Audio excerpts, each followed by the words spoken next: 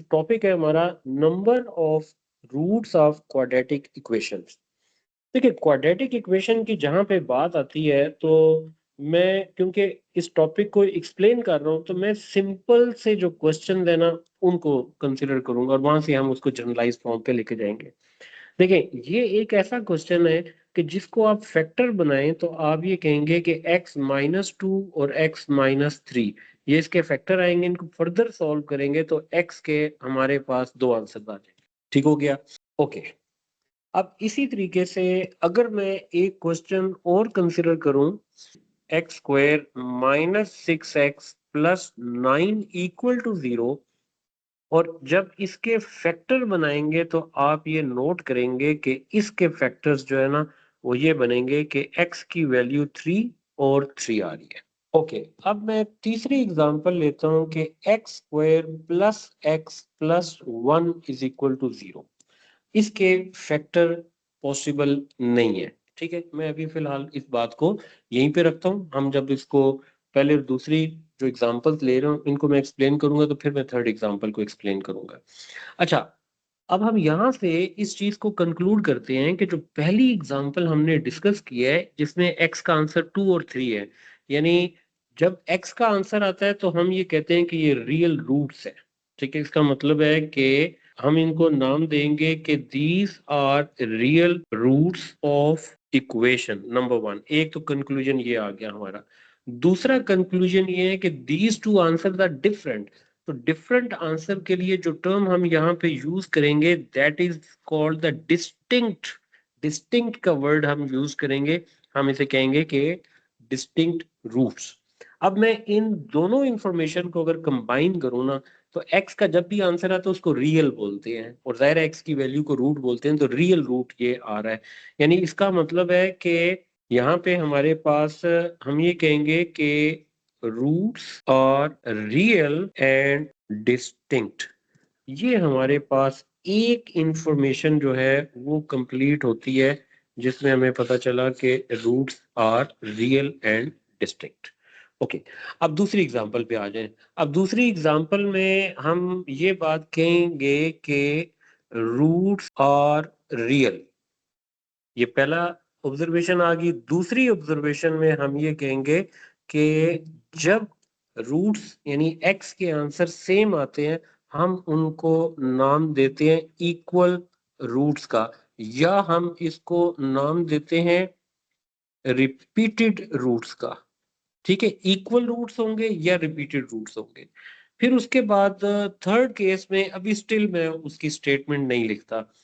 आप देखें कि हमें ये पता चला कि या तो x के दो रूट्स आएंगे, दोनों डिफरेंट होंगे, या दो रूट्स आएंगे तो दोनों सेम होंगे। उनको हम जो डिफरेंट आएंगे उनको डिस्टिंक्ट कहेंगे, जो सेम आएंगे उनको इक्वल कहेंगे। और इन जनरल हमें पता है रूट्स होते ही रियल है, क्योंकि जब x का आंसर आ गया तो वो रियल है।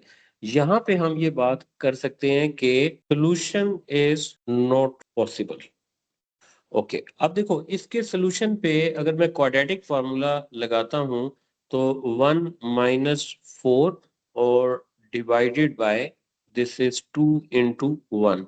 x की वैल्यू आ रही है -1 प्लस माइनस, और ये तमाम को पता है कि जस्ट टाइम रूट के अंदर कोई वैल्यू नेगेटिव हो जाए तो वो तो कैलकुलेटर आपको आंसर ही नहीं देता, वो कहता है जी कि मैथ्स एरर दे देता है। मैथ्स एरर्स को हम कहते हैं कि उसके लिए जो हम स्टेटमेंट यूज करते हैं ना वो होती है कि रूट्स आर नॉट रियल।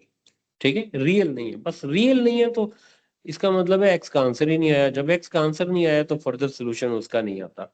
अच्छा, हमने पहले की इंफॉर्मेशन में तो हाईलाइट कर दिया roots are real and distinct. अच्छा, दूसरे के लिए हम यहाँ पे लिख लेते हैं कि ये बन जाएगा कि roots are real and equal. आपने इन दोनों टर्म से फेमिलियर होना है कि या इक्वल का वर्ड आ जाए तो दोनों से आपने फेमिलियर रहना है। ओके, अब हमें ये बात तो समझ आ गई कि जो उसने पहली बात की थी कि बेसिकली हम नेचर ऑफ रूट्स को एक्सप्लोर कर रहे हैं। तो नेचर ऑफ रूट्स में पता चल गया दो डिफरेंट आंसर होंगे, या दो सेम आंसर होंगे, या आंसर ही नहीं होंगे। अच्छा, इन दोनों चीजों को ना हम फर्दर थोड़ा सा इन्वेस्टिगेट करते हैं। अब जैसे मैंने ये एग्जांपल ली हुई है, इसी एग्जांपल को मैं क्वाड्रेटिक फार्मूले पे अप्लाई करता हूँ तो देखता हूँ कि मेरे पास ये क्या वैल्यू बनती है। देखें 5 आ गया, plus minus 5 square 25 and 4 6 are 24। मैंने थोड़ा सा जरा डायरेक्ट इसका आंसर लिख लिया। आई एम श्योर के you all know how to apply quadratic formula. Okay, अब आप जरा इस क्वेश्चन में चेक करिएगा कि रूट के अंदर क्या आ रहा है। इससे पहले कि हम इस रूट को अपने किसी कॉन्सेप्ट से रिलेट करें, तो मैं दूसरी एग्जांपल को भी क्वाड्रेटिक फार्मूले से भी सॉल्व कर लेता हूँ।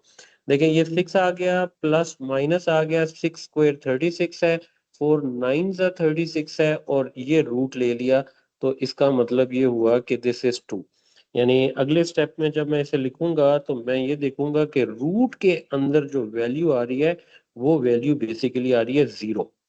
ठीक है। अच्छा, तीसरा जो केस है उस केस को हम ऑलरेडी डिस्कस कर चुके हैं। ये देखें, ये मैं इसको हाईलाइट किया है, ये वाला जो ये -3 बन रहा है, इसको ऑलरेडी हाईलाइट किया हुआ है। अब मैं सारे के सारे अगर हाईलाइट करता हूँ तो इसमें रूट के अंदर +1 आ रहा है, इसमें रूट के अंदर 0 आ रहा है, और तीसरे केस में -3 आ रहा है, यानी नेगेटिव आ रहा है। अब आप जरा गौर करिएगा, रूट के अंदर +1 का मतलब है पॉजिटिव, 0 का मतलब है एग्जैक्टली इक्वल टू 0, और फिर -3 का मतलब है नेगेटिव वैल्यू। तो जाहिर है क्वेश्चन टू क्वेश्चन जो है ना, रूट के अंदर की वैल्यू चेंज होगी। हम वहां से क्या आइडिया ले रहे हैं कि रूट पॉजिटिव आ रहा है, यानी इसका मतलब ये हुआ कि अगर हम यहाँ पे क्वाड्रेटिक फार्मूले को लिखें तो क्वाड्रेटिक फार्मूला जो है वो हमें ये बता रहा है कि -b plus minus b square -4ac and divided by 2a। इस फार्मूले को जिस टाइम हम यहाँ पे हाईलाइट करते हैं तो ये देखें कि ये फार्मूला जो है ये इस तरह आ रहा है कि b² -4ac रूट के अंदर है। इसको हम अपनी लैंग्वेज में नाम देते होते हैं कि this is known as discriminant. Discriminant क्या होता है? b² -4ac। और ये चीजें रिलेट कर रही हैं हमारी प्रीवियस वर्किंग के साथ, कि आप देखेंगे जब डिस्टिंक्ट रूट आ रहा है तो जो रूट के अंदर क्वाड्रेटिक फार्मूले में रूट के अंदर जो वैल्यू है वो पॉजिटिव होगी। जब इक्वल रूट्स होंगे तो आप ये नोट करें कि आपके पास रूट के अंदर 0 आएगा। जिस टाइम रूट के अंदर नेगेटिव आ जाए तो रूट्स आर नॉट रियल, यानी सोल्यूशन नहीं है, आंसर नहीं आएगा। तो 3 तरह के केसेस आ गए। तो अब इन 3 तरह के केसेस को हम फर्दर कंक्लूड करते हैं और इसको हम स्टेटमेंट में कन्वर्ट करते हैं कि बजाय इसके कि आप किसी क्वाड्रेटिक इक्वेशन को वर्किंग करें, उसके फैक्टर बनाएं या क्वाड्रेटिक फार्मूला लगाएं और फिर उसका आंसर निकालें, अगर आंसर डिफरेंट आए तो आप उसके बारे में कमेंट पास करें कि ये तो डिस्टिंक्ट है। अच्छा, अगर आंसर सेम आ जाए तो आप कहें जी इक्वल है। आंसर ना आए तो रूट्स आर नॉट रियल, यानी इसका मतलब है कि दिस मेथड ऑलरेडी एग्जिस्ट। आपने ये ओ लेवल्स के अंदर भी अच्छी प्रैक्टिस की हुई है, ये आपने पढ़ा हुआ है। ओके, अब हम ये करते हैं कि जब हम स्टेटमेंट पे आएंगे ना, आप देखो स्टेटमेंट में इफ, आप देखो स्टेटमेंट कैसे चलती है, b² -4ac is greater than 0, it means discriminant is greater than 0, then roots are real and distinct। और इक्वल रूट्स में हम क्या लेंगे कि discriminant is equal to 0, then roots are real and equal. और तीसरा केस ये आ रहा है कि if our discriminant is less than 0, ठीक है, अगर डिस्क्रिमिनेंट लेस देन 0 हो जाए तो आप कहेंगे देन रूट और नॉट रियल। ठीक है, ये हमारे पास आगे इसके 3 स्टेटमेंट आ गए हैं। अब बजाय इसके कि हम पूरा क्वेश्चन सॉल्व करें, हमने सिर्फ और सिर्फ डिस्क्रिमिनेंट सॉल्व करना है, और हम डिस्क्रिमिनेंट सॉल्व करके उसके बारे में ये कमेंट दे सकते हैं कि जी के ये चीज जो है ये कैसे परफॉर्म हो रही है, तो हम इसके बारे में बता सकते हैं। ठीक हो गया। अच्छा, अब आप जरा देखें कि यही स्टेटमेंट अब क्वेश्चन कैसे आएगा। वो अगर आपको इक्वेशन लिख देता है और वो आपसे कहता है कि नेचर ऑफ द रूट बताएं, there is no need to solve the whole quadratic equation, you simply take the discriminant and check the positive value or the negative value or the equal value. If you have any of the case out of these three cases, so according to that you can mention roots are real and distinct, real and equal, और roots are not real. ये तीन cases आते हैं. अब मैं इसी statement को जरा रिवर्स करता हूँ. मिसाल के तौर पे वो स्टेटमेंट में आपसे ये कह दे, if roots are real and distinct, तो हम उसको कहेंगे कि then if roots are real and distinct, then discriminant will be greater than 0. और सेम यहाँ पे अगर लेके जाऊं कि अगर मैं लिखूं कि if roots are real and equal, then we'll say then discriminant will give you the value equal to 0. And the third is if roots are not real, then discriminant will give you negative answer. ठीक है, तो another information हमने conclude कर दी है. इसको देखते हैं कि जी ये हमारे पास इसकी नेक्स्ट इंफॉर्मेशन आ गई. लें जी, ये भी आ गया. ओके, अब यहाँ से एक स्टेप में और आगे बढ़ता हूँ. इससे पहले कि मैं इसमें आगे जाऊं ना, तो मैं पहले आपको ये पॉइंट्स इस तरह रिकॉल कर दूं. देखें आपके सामने ये आ रही है. देखें, इन quadratics we have three type of equation. Number one, whenever you have two different answers. Number two, you have two answers but answers are same. Third is you will not get any answer. ठीक है, normally we used to say that roots are complex, या हम कह देते हैं roots are not real. फिर मैंने उनको रिलेट किया क्वाड्रेटिक फार्मूले से. जब मैंने क्वाड्रेटिक फार्मूले से रिलेट किया तो अंडर रूट के अंदर जो है ना एक स्पेशल स्टेप बन रहा था, या पॉजिटिव आंसर आ रहा था, या जीरो आ रहा था, या नेगेटिव आ रहा था. हमने ये देखा कि क्वाड्रेटिक फार्मूले में रूट के अंदर होता क्या है, उसको डिस्क्रिमिनेंट बोलते हैं. तो उस डिस्क्रिमिनेंट को इधर से हमने लिंक किया कि discriminant is positive, then you can comment about the roots, about the distinct roots, or if discriminant is equal to 0, roots are equal. If discriminant is negative, then roots are not real. ठीक है, अब आप ये देख लें कि मैं अगर थर्ड केस में यहाँ पे डिस्क्रिमिनेंट अप्लाई कर देता हूँ. देखिए मैं लिखता हूँ B square minus 4ac is equal to बी's value is 1 minus 4a and c 1 minus 4. देखें what is happening, b square minus 4ac. We don't need to find the roots. We are just giving the statement about the nature of the root. ठीक है, यानी इसका मतलब है कि our concern is the nature of the root. तो इसलिए आप उस मेथड के बजाय डिस्क्रिमिनेंट पे जाते हैं. अच्छा, अब एक बात और देखें, अगर मैं यहाँ पे इसके कोऑर्डिनेट्स को प्लॉट कर दूं ना, देखें आपके पास इस इक्वेशन में एक्स स्क्वायर का कोफिशिएंट पॉजिटिव था. पॉजिटिव का मतलब ये हुआ कि हमारा जो ग्राफ बन रहा है ये एक हैप्पी फेस बन रहा है.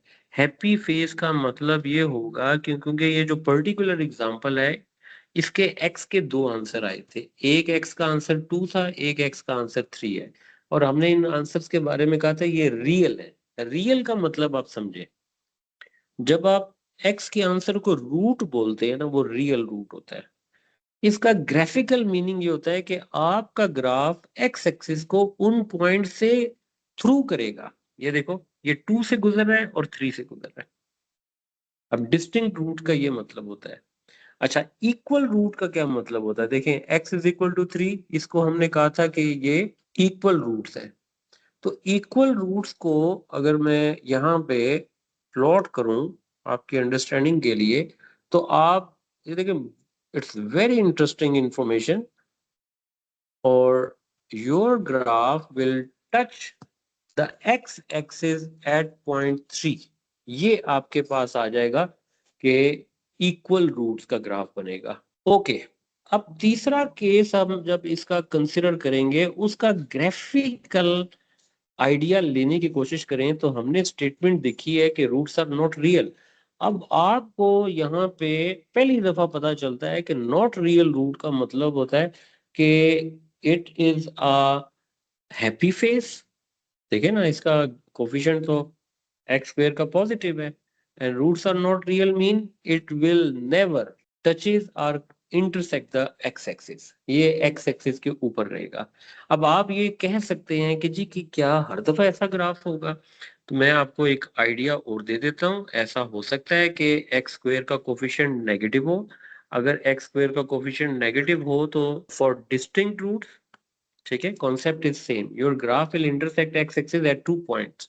If the roots are equal but the coefficient of x square is negative, in such case your graph will touches the x-axis but its face is sad, it is going downward. तो ये downward opening इसकी हो रही है।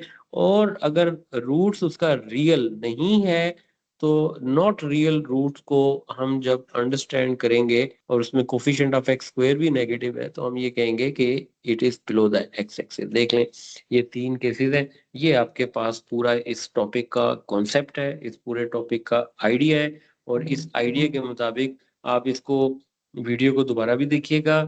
अब देखें जी, question में अब जो हमने पढ़ा है ना, इस क्वेश्चन को हम देखते हैं कि जी हमारे पास ये क्वेश्चन किस अंदाज में चलता है। अब हम क्वेश्चन की तरफ आते हैं। अब जरा आप कुछ क्वेश्चंस की प्रैक्टिस होगी तो उससे हमें आइडिया हो जाएगा। देखिए, स्टेटमेंट को गौर से देखें। कहता है use the value of discriminant determine whether the following equation have 2 roots, 1 root और नो रूट्स। यानी इसका मतलब है कि we need to give the statement about the nature of the root. तो हम डिस्क्रिमिनेंट लेके इसको चेक करेंगे। अब देखो कि जिस टाइम हम इसमें डिस्क्रिमिनेंट की वैल्यू लेते हैं, जैसे ए पार्ट में, अब क्योंकि हमने ये बताना है तो हम सॉल्व नहीं करेंगे, हम डिस्क्रिमिनेंट लिखेंगे। We put equal sign 3 square minus 4a and c. This is 9 minus plus 20 and this is 29. 29 is a number which is positive, so it is greater than 0. So we can say that the roots are real and distinct. ठीक है, जिस time positive आ गया तो distinct आ गया। Okay, B part पे आ जाए। Again we consider the discriminant and b value is minus 4 square minus 4a and c. So same situation we are getting plus 28 and it is, I think so, 44. 44 is greater than 0, so we can conclude roots are real and distinct. Okay, C part पे भी मैं इसकी working कर लेता हूँ। The question is x square plus 6x plus 9 equal to 0। To describe the nature of the root, we take the discriminant and it is 6 square minus 4a and c. 6 square is 36, it is equal to 36 and we are getting the value of the discriminant is 0। Zero होने का मतलब ये हो जाएगा, this implies that roots are real and equal. अब आप इसमें देखें कि ये ई पार्ट में if I apply all the values to discriminant, then it is 1 square minus 4a and c, 1 minus 4 minus 3, and discriminant is equal to minus 3. Minus 3 mean our answer is less than 0. So simple statement is roots are not real. That's it.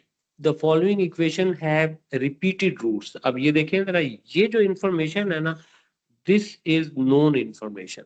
ठीक है, ये उसने खुद बता दिया, it is given information, this is the hint। repeated root या equal root, ये वाला, ये information आ जाएगी। उसने क्या कहा, repeated root है। और फिर आगे आप जब ऐसे किसी भी क्वेश्चन को देखेंगे तो वो आपसे ये पूछेगा कि आपने अननोन वैल्यू फाइंड करनी है।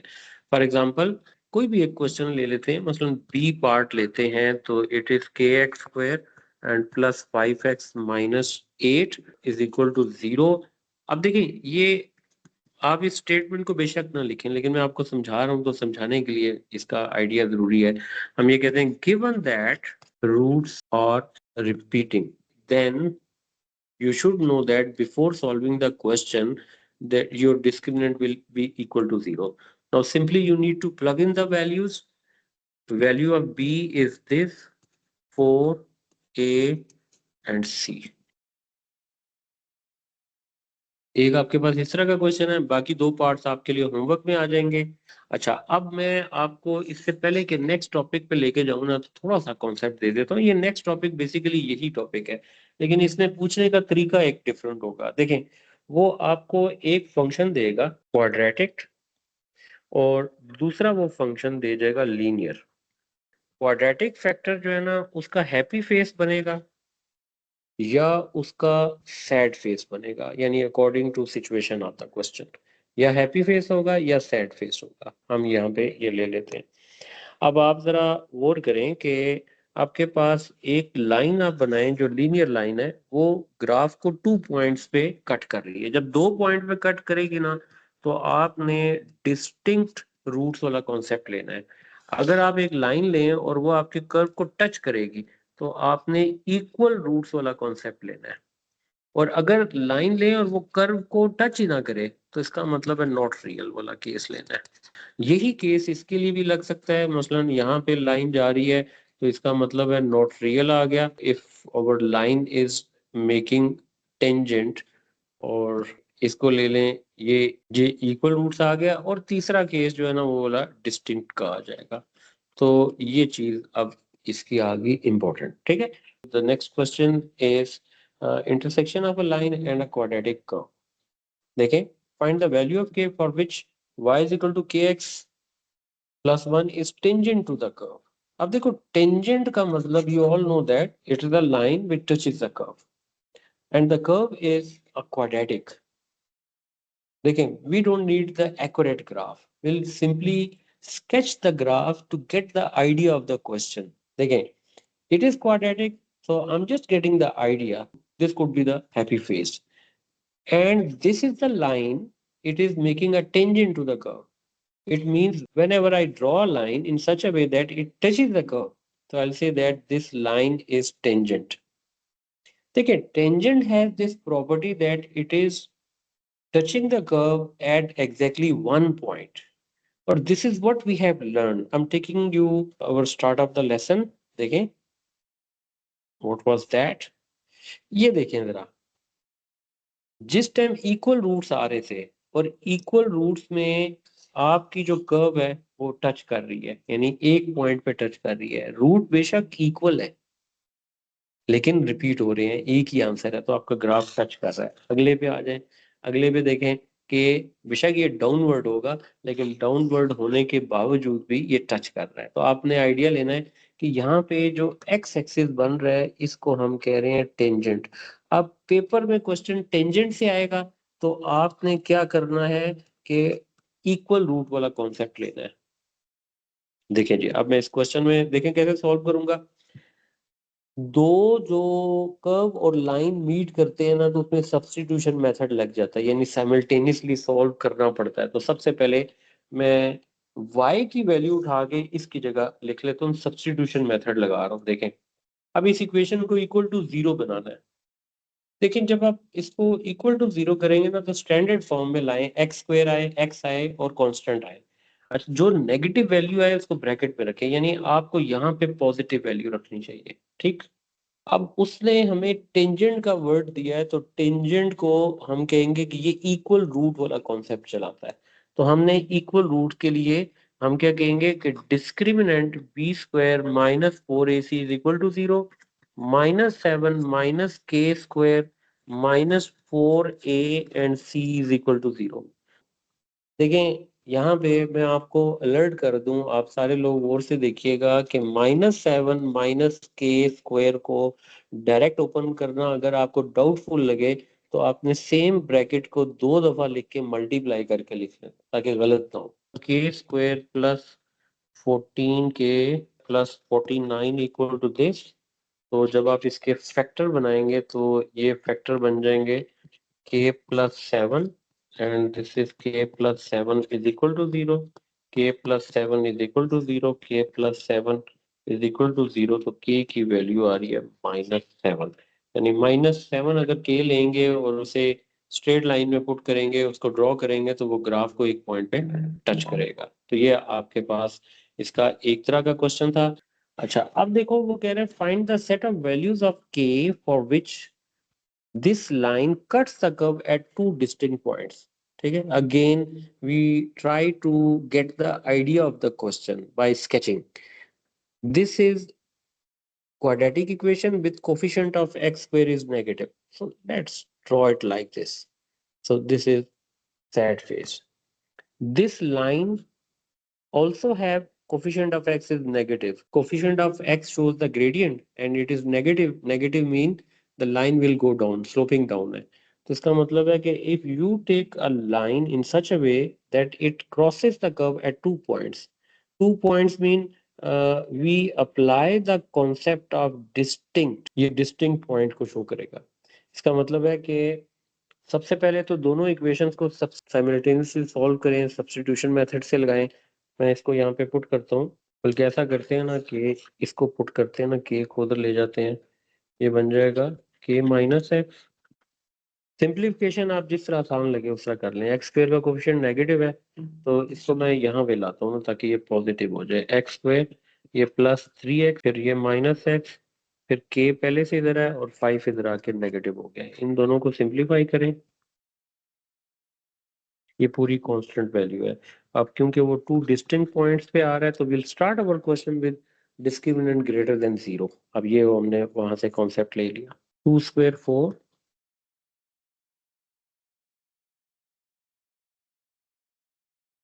प्लस 24 है, इसको उधर ले जाए तो माइनस 24. ये 4k बन जाएगा और सिंबल चेंज हो जाता है. ग्रेटर का लेस और लेस का ग्रेटर हो जाता है. इसमें मैं आपको एक आइडिया दे देता हूँ. जैसे मैं दो नंबर सेलेक्ट करता हूँ तो आप बड़ी क्लियरली कह सकते हैं 4 is greater than 2. If I multiply both number with -2 तो आप देखिए -2 बड़ा हो जाएगा तो इनइक्वालिटी चेंज हो जाती है. तो नेगेटिव साइन के मल्टीप्लाई होने से ग्रेटर और लेस के साइन चेंज होते हैं. इनको आपने भूलना नहीं है. अब 4 को आपने से डिवाइड किया तो ये 6 आंसर आ गया. ये इसका आंसर आ गया. ठीक है. अब देखो एक क्वेश्चन टेंजेंट वाला करा दिया, एक क्वेश्चन जो है वो टू डिस्टिंक्ट पॉइंट्स वाला आ गया और यहाँ पे भी टू डिस्टिंक्ट पॉइंट्स है. ये होमवर्क में आ जाएगा. ये वाला आ जाएगा question. Find the set of values of m for which the line does not meet the curve and this curve has a positive coefficient of x square, so the graph of the curve will be something like this. And this is the line is not intersecting or does not meet the curve, so it will be below the x-axis. This gives the idea that roots are not real, then discriminant will be less than 0. But first you need to substitute these two equations. लेकिन जब भी idea आ जाए ना, line is touching the curve, line is intersecting the curve, line does not meet the curve, ये सारे ideas simultaneous equation से solve होते हैं. पहले आपको इन वैल्यूज को पुट करना पड़ेगा. तो मैं यहाँ पे पुट कर देता हूँ इसे. Okay. As line does not meet the curve, it means discriminant will be less than 0.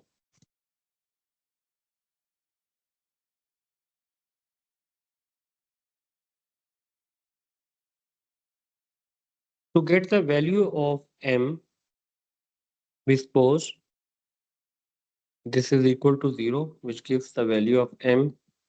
ये 1 और -3 m की वैल्यू है. क्योंकि बेसिकली अगर आप चेक करें तो ये लेस का साइन आ रहा है. हमने क्वाड्रेटिक इनइक्वालिटी की थी तो लेस देन 0 को हमने डील किया था. ये नेगेटिव पार्ट को शो करता है. तो आप इसमें x को लिखें दरमियान में, ये सिंबल डालें, लेफ्ट साइड पे स्मॉलर नंबर, राइट साइड पे बड़ा नंबर, ये आंसर आ जाएगा. ठीक है. ये लीजिए, ये टाइप होगी कंप्लीट.